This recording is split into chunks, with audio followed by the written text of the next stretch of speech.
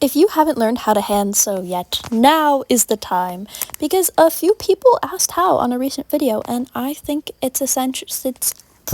I think it's an essential skill, so I'm going to show you. Important applications include sewing on buttons, fixing small holes in clothing, especially when they're like on the seam. You just sew over the seam again, it's super easy. And, like blanket stitching and Christmas stocking for your horse. We're going to start with the running stitch today.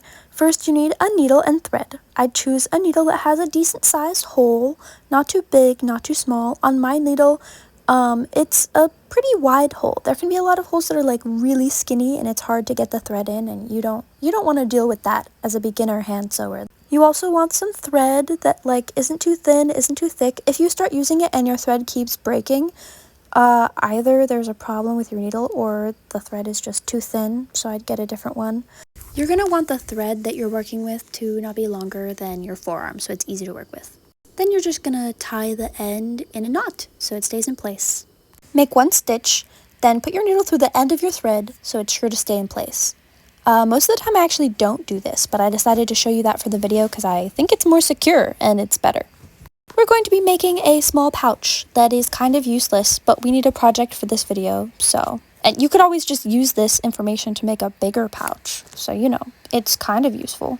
Then for the running stitch, I'm just going to keep threading back and forth through the side of the pouch. I'm trying to keep the spaces and the stitches about the same size. If you want it to be even more secure, you could be making these stitches smaller as well. But to get really good at hand sewing, you just want to practice this a lot and just keep getting used to and having like muscle memory for making stitches that are about the same size and in a straight line.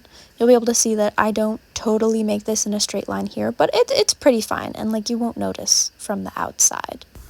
Then when you get to the end of your line of stitching, you're just gonna put the needle through and then put the needle through a loop and do that like a couple times. Make sure it's secure. I probably do it more times than I need to, but I want to know it'll stay. But yeah, this is the basic running stitch, and that's about all you need to know. Go practice. And here it is. I did do a different stitch when I folded over the top, but I will show you that next time.